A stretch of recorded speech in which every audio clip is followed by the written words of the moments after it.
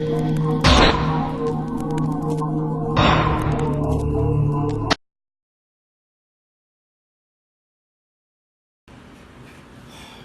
and gentlemen, it's Richard with Surreal Sculptures.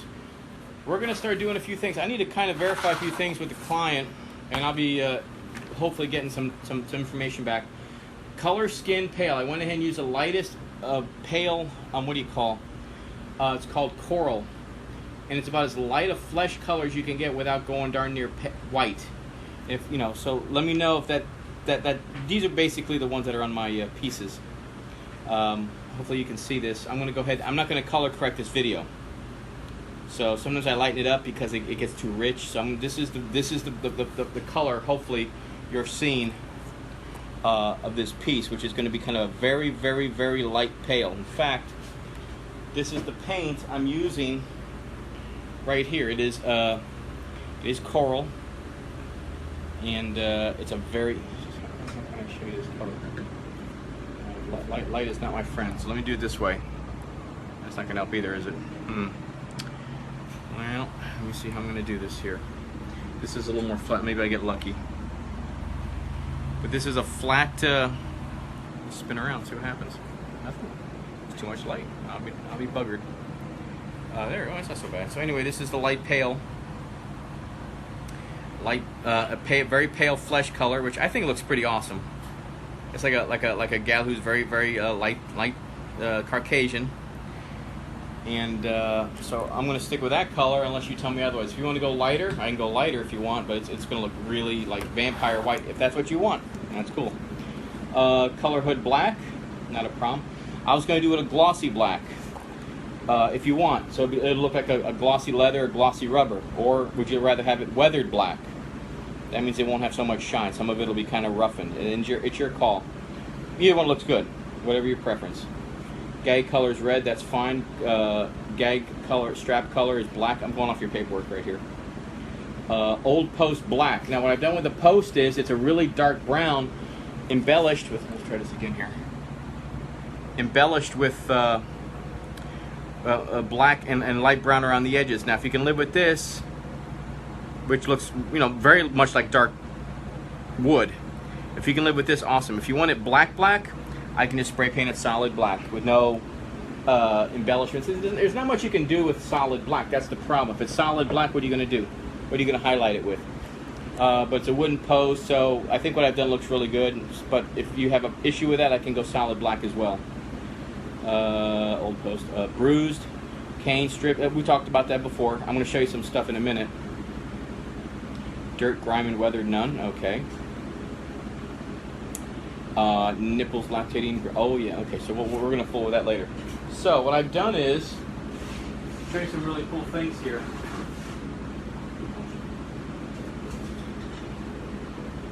What I've done is I've created these little resin swatches. I'm gonna do the light thing again. I'm gonna do something with this light. So what I've got are these, just to give you an idea, flesh colored with some embellishments, which look like bruises and bruising. And there's bruising with a contusion and open wound, which is cool. Got some greens in there as well. If you ever looked at a bruise, they get all kinds of funky colors. So anyway, these are some color options we can talk about. But first thing what I'm going to go ahead and do is, and this is the part I don't necessarily like because I have to turn the fans off. So right now I'm going to be sweating balls off.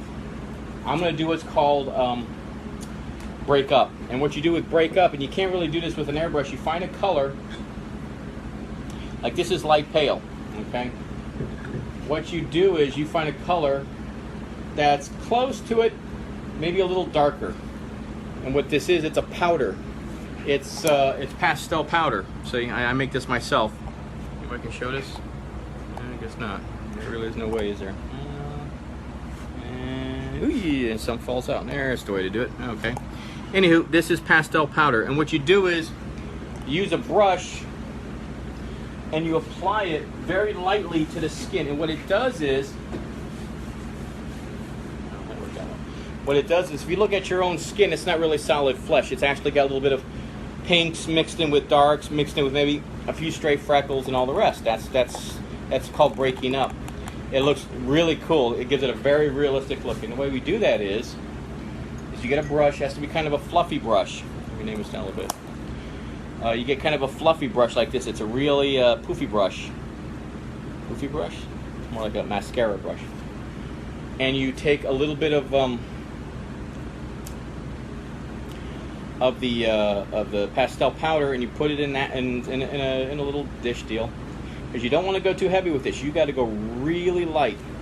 What I'll probably end up doing is I'll probably take a few photos of this for you so you get an idea, because this video just isn't doing what I want to do. And you just kind of dab it in there. You know, it's like when a woman puts mascara on. A little bit more. When a woman puts mascara on, what you do is you dab the skin just a little bit, and you blow it off at the same time. And what it does, it gives it it breaks it up. It makes it look more like skin, with all of its little rosacea and kind of. Let me see if I can. Maybe I can show this to you. I'm going to go ahead and dab this a little. I'm going to do the one butt cheek, and I'm going to, because this is a kind of a time-consuming part. It's going to take an hour or so, but it really makes it look cool. So let me see if I can get this for you. And maybe not. Maybe we'll. Maybe we'll. I'll probably have to end up taking a photo. Let's see if this will work. My luck, it won't, but you never know.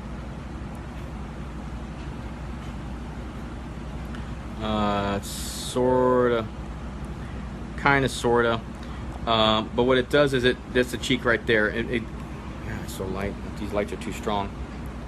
These lights are really strong. If I go this way, it helps a little bit. But you can actually see a little bit of the discoloration, and it breaks up that flesh color, so it's not just 100% flesh. That's the whole idea behind it. But anywho, I'm going to do the whole thing, and trust me, it'll enhance the look a lot.